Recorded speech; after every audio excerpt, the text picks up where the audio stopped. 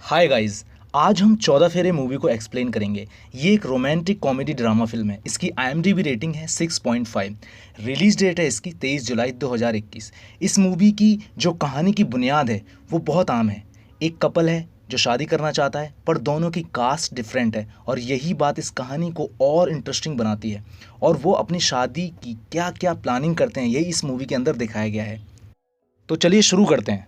Film की कहानी शुरू होती है संजय लाल सिंह वो जुबीन के साथ ड्रामा की प्रैक्टिस कर रहा है। तभी उसके पास उसकी माँ का कॉल आता है। डायरेक्टर को ऑफिस से आए अर्जेंट कॉल का बहाना देकर वहाँ से निकल जाता है।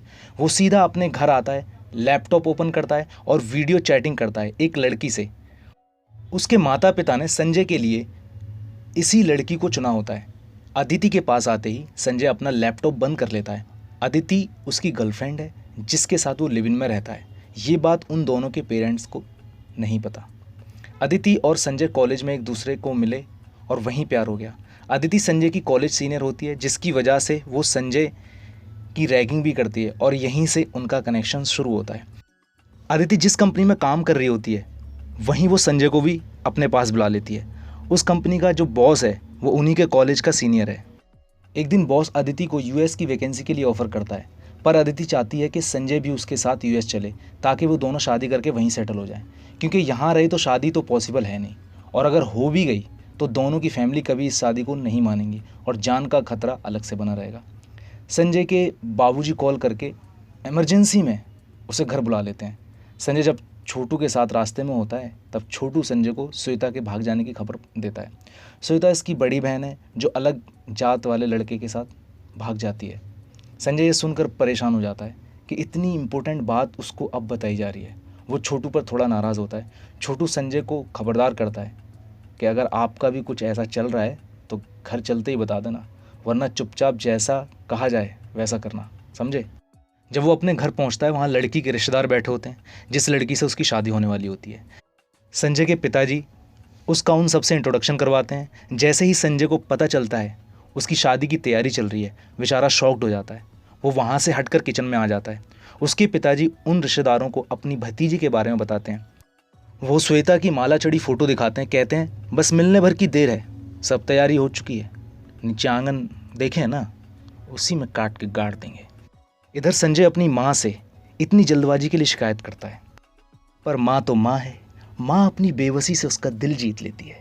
बेचारे को खुद ही मौत के मुंह में जाना पड़ता है। वो सबके सामने जाकर कहता है मुझे ये शादी नहीं करनी है, पर उसको कोई नहीं सुनता।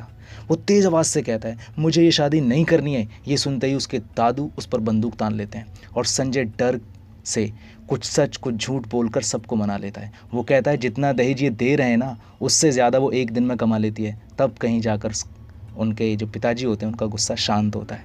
रात के खाने पर संजय की माँ बोलती हैं तुम अदिति के माँ बाप से बात करो, हमसे मिलवाओ, ताकि तुम्हारी शादी जल्द से जल्द हो और बाल बच्चे होंगे तो तुम्हारे पिताजी का गुस्सा भी शांत हो जाएगा।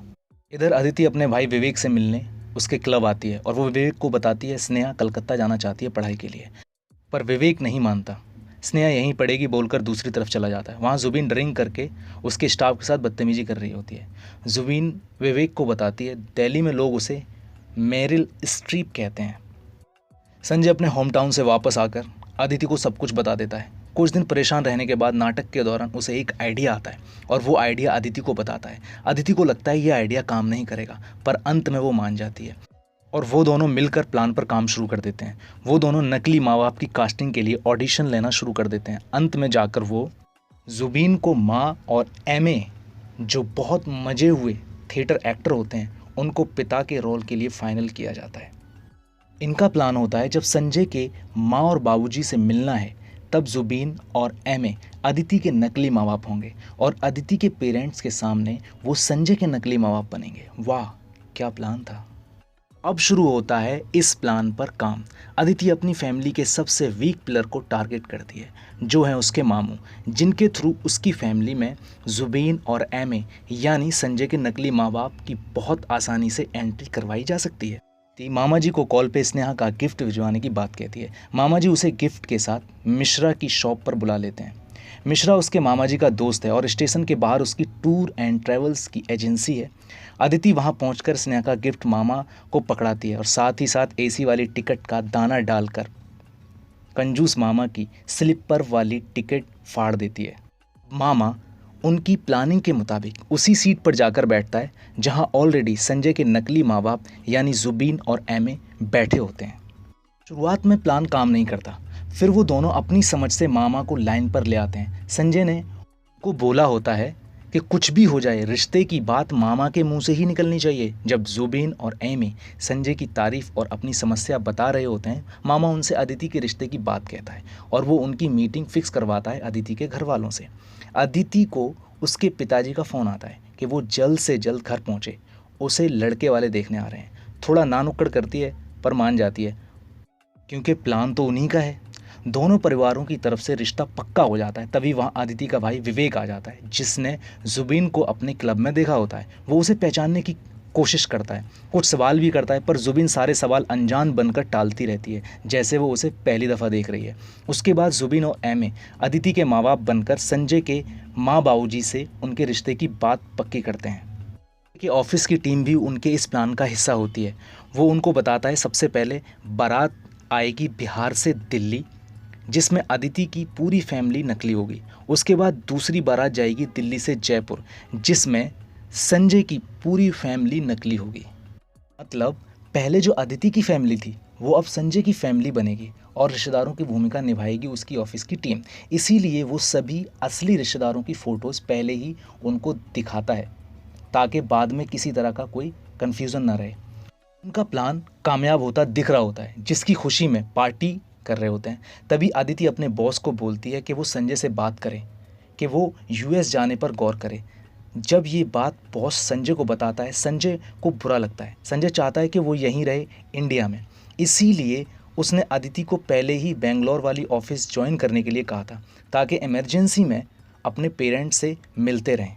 पर अदिति को अपनी फैमिली से बहुत डर लगता है क्योंकि वो जानती है अगर उसके पिताजी को इस बारे में पता चला तो वो दोनों को जान से मार देंगे। उस रात इसी बात को लेकर दोनों में लड़ाई हो जाती है, जिसकी वजह से संजय अपनी फ़्लाइट के लिए जल्दी निकल जाता है। वो अपनी माँ से दूर नहीं होना चाहता, खासकर जब जब उसकी माँ को उसकी सबसे ज़्यादा ज़रूरत है, क्योंकि श्वेता के चले जाने से वो अकेली पड़ गई होती हैं। संजय के घर शादी की तैयारी जोरों पर है। बारात दिल्ली आती है, सब सही सलामत हो जाता है। विदाई के दौरान संजय के पास श्वेता दीदी का कॉल आता है। वो उसको बधाई देती हैं और अपना दुखड़ा रोती हैं। बहू ससुराल आ जाती है। अदिति के पास स्नेहा का कॉल आता है। वो उसे बताती है पिताजी मान गए हैं कि अब वो कलकत्ता जाकर पढ़ेगी, लेकिन तुम जल्दी आ जाओ भैया, मेरे से अकेले तुम्हारी शादी की तैयारी नहीं हो पाएगी। संजय की माँ का व्यवहार अदिति को अपने प्रति काफ़ी अच्छा लगता है। वो संजय से उनकी तारीफ़ करती है। संजय अदिति से अभी भी नाराज़ है। अंत में संजय अदिति को सॉरी बोलता है पार्टी वाली रात के लिए। संजय को अदिति बोलती है दूसरी बारात के लिए भी तैयारी करनी है, यहाँ से जल्दी से निकलवाओ कैसे भी। दूसरे दिन दोनों मिलकर माँ को बताते हैं ऑफिस के ज़रूरी काम से जाना पड़ रहा है। अदिति टिकट बुक नहीं कर पा रही होती है नेट स्लो होने की वजह से। छोटू को टिकट के लिए साइबर कैफ़े भेजा जाता है। छोटू टिकट के प्रिंट आउट में अदिति का सरनेम देखकर चौंक जाता है। छोटू संजय को कॉल करके धमकी देता है कि हमको सब पता चल चुका है, हम सबके सामने घर पहुंचकर भांडा फोड़ते हैं तुम्हारा। दूसरी जात की लड़की को घर में बहू बना दी है। ये सुनकर संजय घबरा जाता है और वो अदिति को उसी समय वहाँ से लेकर भागता है ट्रेन से। वो दिल्ली पहुँचता है, पर उनसे पहले छोटू वहाँ स्टेशन के बाहर उनका इंतज़ार कर रहा होता है। वो जब टैक्सी से गुड़गांव की तरफ जाने लगते हैं, छोटू उनकी टैक्सी के सामने आ जाता है। वो दोनों डर के भागने लगते हैं टैक्सी से उतर के। छोटू उनको बताता है उसने घर वालों को कुछ नहीं बताया है, पर आप दोनों का फ़ोन नहीं लग रहा था, इसीलिए माँ बाबूजी दिल्ली आ गए फ़्लाइट से और बहुत गुस्से में हैं। बिना बताए आप लोग अचानक से गायब हो गए। अदिति जी के घर पे हैं दोनों। संजय और अदिति अचानक से वहाँ से गायब होने का बहाना सोचते हैं। अदिति कहती है बोल देंगे बॉस मर गया था हमारा। जैसे ही वो घर में एंट्री ले रहे होते हैं, अदिति का भाई विवेक वहाँ आया हुआ होता है। सबसे पहले संजय अंदर जाता है, विवेक से हालचाल पूछता है। वो और एमे उसे वहाँ से जल्द निकालना चाहते हैं क्योंकि दूसरे कमरे में संजय के माँ बाबूजी आए हुए होते हैं। अदिति अपने भाई से छिपते हुए छोटू के साथ उसी रूम में चली जाती है। वो उनके सामने अपने बॉस के मर जाने की झूठी कहानी करती है। संजय के माँ बाबूजी उसकी बातों पर यकीन कर लेते हैं। अदिति उन दोनों से माफ़ी मांग लेती है। इधर संजय विवेक को भेज रहा होता है, तभी संजय के माँ बाबूजी रूम से बाहर आ जाते हैं। विवेक पूछता है ये कौन है। वो उनको एनजीओ वाला बता देता है और जैसे तैसे विवेक को वहाँ से भेज पाते हैं। संजय को भी उसके माँ बाबूजी द्वारा डांट लगाई जाती है। संजय की माँ कहती है चलो इस बहाने हम भी 2-4 दिन इनके साथ रह लेंगे, और मन्नत मांगे थे ब्याह के बाद दोनों को वैष्णो देवी लेकर जाएंगे, खूब मजा आएगा। इधर अदिति के घर से कॉल आ रहे हैं, शादी के कुछ ही दिन बचे हैं और बहू अभी तक नहीं पहुंची है। वो इससे परेशान है कैसे यहाँ से निकला जाए। तभी संजय के दिमाग में एक प्लान आ चुका होता है। इधर श्वेता की खोज में लगी पुलिस संजय के पिताजी को बताती है जिस अननोन नंबर से यादव के घर फ़ोन आता था उसी नंबर से संजय के फ़ोन पर भी कई बार कॉल किया गया है। खाने की टेबल पर वो अपना प्लान बताता है। अदिति की सहेली की शादी का बहाना देते हैं जिसकी वजह से उन्हें जयपुर जाना पड़ेगा। उसके पिताजी कहते हैं कोई बात नहीं, हमारी भी 2 टिकट बुक करा दो। संजय उनकी बात काटते हुए बोलता है हमने आप दोनों के लिए वैष्णो देवी के लिए टिकट बुक करा दिए हैं। पिताजी वहाँ दिमाग से खेल रहे होते हैं। संजय छोटू के लिए भी परमिशन मांग लेता है। संजय के पिताजी अपनी पुलिस को ये सारी जानकारी दे देते हैं। उनको लगता है कि ये लोग श्वेता की शादी में जा रहे हैं। वो पुलिस को उन्हें ट्रेस करने के लिए कहते हैं। इधर शादी की तैयारी पूरी तरह चल रही होती है। संजय बारात लेकर पहुंचता है। मिश्रा जी ट्रैवल एजेंसी वाले उनको देखकर पहचान लेता है।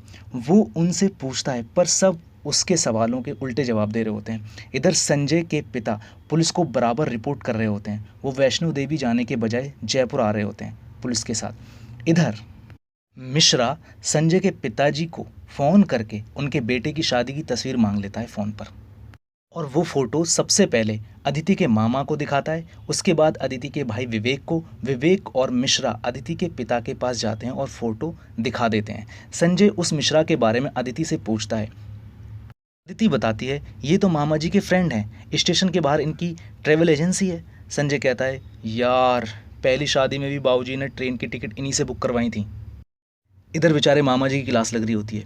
वो स्टेज पर जाता है और अदिति और संजय को भाग जाने के लिए कहता है, साथ ही साथ बारातियों को भी लेकर भागने के लिए कहता है। विवेक और अदिति के पिताजी गोलियां लेकर वापस आते हैं, तब तक तो वहाँ से दोनों भाग चुके होते हैं। संजय के बाबूजी और माँ भी वहाँ पहुँच जाते हैं। नकली माँ बाप बारात लेकर फरार हो रहे होते हैं। तभी वहाँ अदिति के भाई और पिताजी भी आ धमकते हैं। सब एक दूसरे पर दोष लगा रहे होते हैं। अदिति के पिताजी संजय को मारकर अदिति की दूसरी शादी करवाना चाहते हैं। वो बोलती है मेरी शादी एक बार तो हो चुकी है इसके साथ, ये तो दूसरी है, और तुम जहाँ पर मेरी शादी करोगे वहाँ मैं सबको सच बता दूंगी और फिर आपकी इज्जत का क्या होगा, और आपके फॉरेन एसोसिएट, ये बिज़नेस और सारे रिश्तेदार सब खत्म हो जाएगा। संजय कहता है धूमधाम से होती हुई शादी अचानक से कैसे टूट गई, क्या जवाब दोगे फिर आप। इसी बीच संजय की फैमिली आपस में झगड़ पड़ती है जिससे उसके बाबूजी वहाँ से दूसरी तरफ चले जाते हैं।